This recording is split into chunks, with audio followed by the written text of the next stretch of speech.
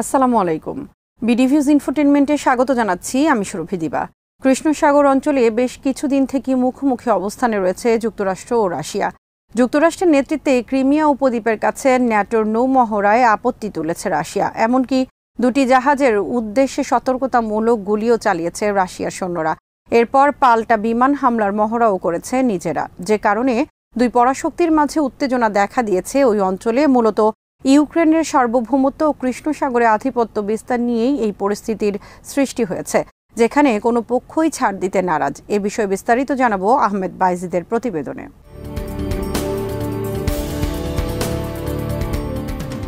কৃষ্ণ সাগরে পাল্টাপাল্টি মহড়া নিয়ে উত্তেজনা চলছে ন্যাটো ও রাশিয়ার মাঝে। কোনো পক্ষই নিজেদের অবস্থান থেকে সরে আসতে নারাজ, যার ফলে ওই অঞ্চলে বড় ধরনের সামরিক উত্তেজনার সৃষ্টি হয়েছে। এর সাথে জড়িয়ে আছে যুক্তরাষ্ট্র, রাশিয়া, ইউরোপীয় ইউনিয়ন ও ইউক্রেন। গত কয়েক সপ্তাহ থেকে রাশিয়ার সেনারা ব্রিটিশ ও ডাচ সেনাদের সাথে মুখোমুখি অবস্থানে রয়েছে।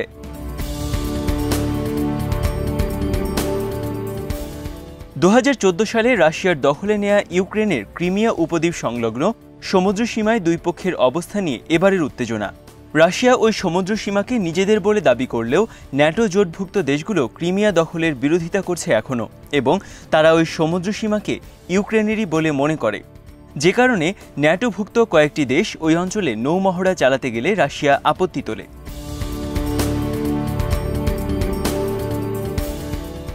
রাশিয়া বলছে সমুদ্র সীমা লঙ্ঘন করার কারণে তারা ব্রিটিশ ডেস্ট্রয়ারের উদ্দেশ্যে সতর্কতামূলক গুলি চালিয়েছে, যদিও ব্রিটেনের সেনারা তা স্বীকার করেনি। এছাড়া নেদারল্যান্ডসের একটি ফ্রিগেটের কিছুটা দূরে হুঁশিয়ারিমূলক হামলা চালিয়েছে রুশ যুদ্ধ বিমান। এরপরও ন্যাটো ওই এলাকায় মহড়ার সিদ্ধান্ত থেকে সরে আসেনি। সি ব্রিজ নামে তাদের মহড়ায় অংশ নিয়েছে 32টি দেশের 5000 সেনা, 32টি যুদ্ধজাহাজ ও 40টি যুদ্ধ বিমান।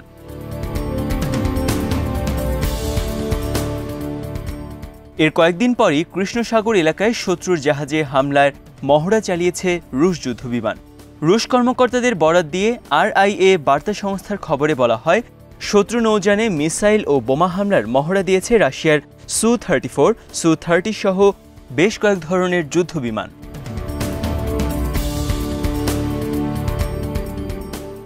অনেকদিন ধরেই পশ্চিমাদের সাথে রাশিয়ার উত্তেজনার একটি হটস্পট হয়ে আছে কৃষ্ণ সাগর। ইউক্রেনের সাথে রাশিয়ার সংঘাতের পর সেটি আরও বেড়েছে। 2014 সালে কৌশলগতভাবে অত্যন্ত গুরুত্বপূর্ণ ক্রিমিয়া উপদ্বীপ রাশিয়া দখল করে নিয়েছে, যেখানে ছিল ইউক্রেনের একটি নৌঘাঁটি এবং উপকূলীয় গুরুত্বপূর্ণ শহর সেভাস্তোপোল। সামরিকভাবে দুর্বল ইউক্রেনের শক্তি ছিল না রাশিয়াকে বাধা দেওয়ার, তাই ওই সময় রাশিয়া প্রায় বিনা বাধায় ক্রিমিয়া দখল করে। রাশিয়ার হাত থেকে ওই অঞ্চলের দেশগুলোকে বাঁচাতে সেখানে তৎপরতা বাড়ায় সামরিক জোট ন্যাটো। তারপর থেকে কৃষ্ণ সাগরে দুই পক্ষের মাঝে আধিপত্য বিস্তারের লড়াই চলছে।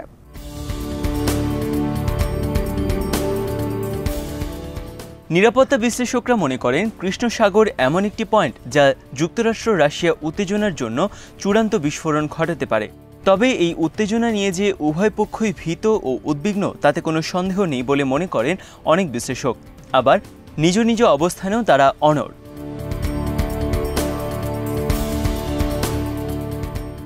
ন্যাটোর একজন কর্মকর্তা নিউজউইক ম্যাগাজিনকে বলেন, কৃষ্ণ সাগরে ন্যাটোর যুদ্ধজাহাজ নিয়মিত আন্তর্জাতিক আইন মেনে চলাচল করে। বছরের 2/3 সময় তারা নিয়মিত ওই এলাকায় অবস্থান করে। ন্যাটো ইউক্রেনের সার্বভৌমত্ব ও আন্তর্জাতিকভাবে স্বীকৃত স্থল ও নৌসীমান্তকে সমর্থন করে। রাশিয়ার অবৈধভাবে ক্রিমিয়া দখল করে নেয়াকে আমরা সমর্থন করি না এবং এই দখলদারিতেও নিন্দা জানাই।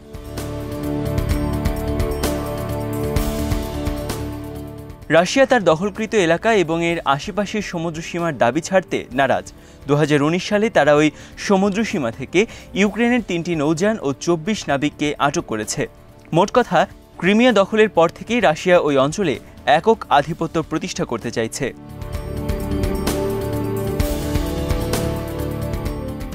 ন্যাটো জোটের সৈন্যরাও ওই অঞ্চলে নিয়মিত মহড়া চালায়, কিন্তু এবার দুই পক্ষ অনেকটা মুখোমুখি অবস্থানে চলে এসেছে। সর্বশেষ পরিস্থিতি নিয়ে যুক্তরাষ্ট্রের সশস্ত্র নৌবহরের মুখপাত্র লেফটেন্যান্ট কর্নেল ম্যাথু কোমার বলেন, সি ব্রিজ মহড়া প্রমাণ করে যুক্তরাষ্ট্র কৃষ্ণ সাগরে মুক্ত ও স্থিতিশীল একটি পরিবেশের বিষয়ে কতটা অঙ্গীকারবদ্ধ। 30 দেশের এই সম্মিলিত মহড়ার অর্থ হচ্ছে আন্তর্জাতিক মহল কৃষ্ণ সাগরকে স্থিতিশীল দেখতে চায় এই মহড়া কোনো কিছুর জবাব নয়, এটি মিত্রদের মাঝে সংহতি বৃদ্ধি করার জন্য আয়োজন করা হয়েছে।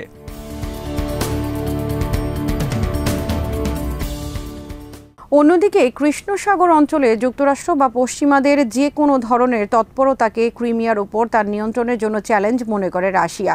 যুক্তরাষ্ট্র তাদেরকে ঘিরে ফেলতে চাইছে বলে রাশিয়ার বহু যুগ ধরে যে ভয় কাজ করছে সেটিও বেড়ে যায় কৃষ্ণ সাগরে ন্যাটোর তৎপরতা বাড়তে দেখলে।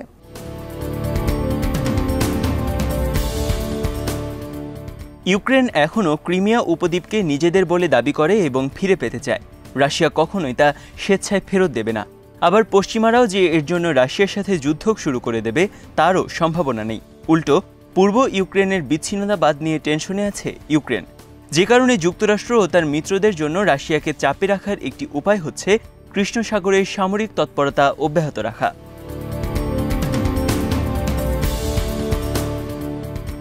এতে পূর্ব ইউক্রেনেও অশান্তি সৃষ্টি হবে না, আবার যুক্তরাষ্ট্রের উদ্দেশ্য পূরণ হবে। কারণ ওয়াশিংটন কিছুতেই রাশিয়াকে কৃষ্ণ সাগরে একক আধিপত্য বিস্তার করতে দিতে রাজি নয়। একই সাথে রাশিয়ার আরও কিছু ভূ রাজনৈতিক উচ্চাকাঙ্ক্ষার প্রতি চ্যালেঞ্জ ছুড়ে দেবে কৃষ্ণ সাগর পরিস্থিতি। রাশিয়ার তেল গ্যাস বাণিজ্যের কেন্দ্র কৃষ্ণ সাগর।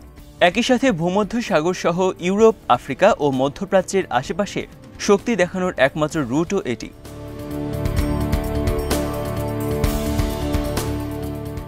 রাশিয়ার প্রেসিডেন্ট ভ্লাদিমির পুতিন কৃষ্ণ সাগরের সাম্প্রতিক ঘটনাকে যুক্তরাষ্ট্র ও ব্রিটেনের উস্কানি হিসেবে অভিহিত করেছেন।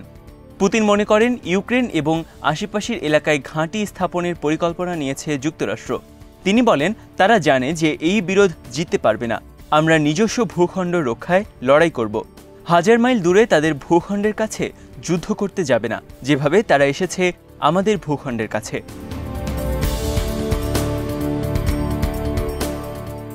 পুতিনের এই কথাই স্পষ্ট যে রাশিয়া কৃষ্ণ সাগর এলাকায় তার আধিপত্য ধরে রাখতে কতটা মরিয়া।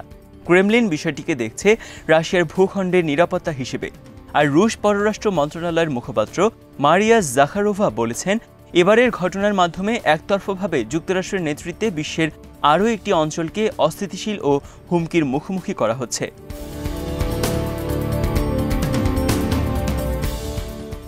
বিশ্লেষকরা বলছেন, বর্তমান পরিস্থিতির নিয়ন্ত্রণের চাবি আছে উভয় পক্ষের হাতে। আটলান্টিক কাউন্সিলের সিনিয়র ফেলো মার্ক সিমাভস্কির মতে, এই পরিস্থিতি মূলত মস্কো ও ওয়াশিংটনের মাঝে একটি কূটনৈতিক, রাজনৈতিক ও সামরিক দৌড়ঝাঁপ। এখানে ভ্লাদিমির পুতিন চাইছেন পশ্চিমাদের ফেরত পাঠিয়ে রাশিয়ার আধিপত্য ধরে রাখতে, আর পশ্চিমারা ইউক্রেনের সার্বভৌমত্বের প্রতি সমর্থনের পাশাপাশি চাইছে অবাধ ও মুক্ত একটি কৃষ্ণ সাগর।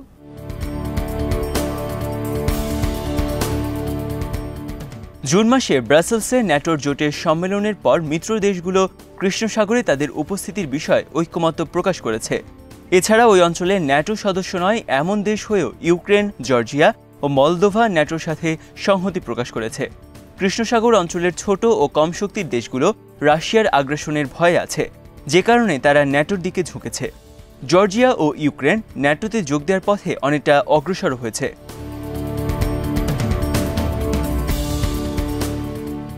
যুক্তরাষ্ট্রের প্রেসিডেন্ট জো বাইডেনও তার পূর্বসূরি ডোনাল্ড ট্রাম্পের চেয়ে রাশিয়া ইস্যুতে অনেক বেশি কঠোর হবেন বলে আভাস পাওয়া যাচ্ছে। নির্বাচনী প্রচারণার সময় ট্রাম্পের রাশিয়ার প্রতি দুর্বলতা নিয়ে সমালোচনা করেছিলেন বাইডেন, এমনকি পুতিনকে খুনি হিসেবেও আখ্যায়িত করেছেন। বাইডেন ইতোমধ্যেই রাশিয়ার গোপন কার্যক্রম নিয়ে সোচ্চার হয়েছেন এবং সাইবার অ্যাটাক, হত্যা চেষ্টা ও নিজ দেশে ভিন্নমত দমনের বিষয়ে বাইডেন প্রশাসন মস্কোর ওপর অনেকগুলো নিষেধাজ্ঞাও দিয়েছে।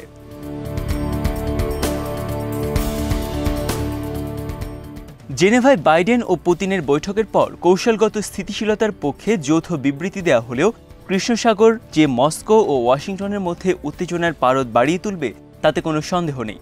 রাশিয়া সবসময় মনে করে যুক্তরাষ্ট্র তার বাড়ির কাছে এসে দাপট দেখাচ্ছে, যেটা অনৈতিক। অন্যদিকে যুক্তরাষ্ট্র মনে করে ওই অঞ্চলের দেশগুলোকে রাশিয়ার দখলদারিত্ব থেকে বাঁচানোর দায়িত্ব রয়েছে তারও।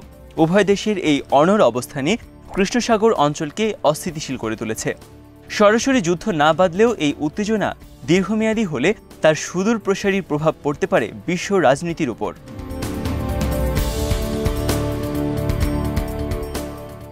আজ এখানেই শেষ করছি। সমরাষ্ট্র, প্রতিরক্ষা ও কূটনীতির নানা তথ্য জানতে চোখ রাখুন বিডি ভিউজ ইনফোটেনমেন্টে। চ্যানেলটি ভালো লাগলে সাবস্ক্রাইব করুন। আল্লাহ হাফেজ।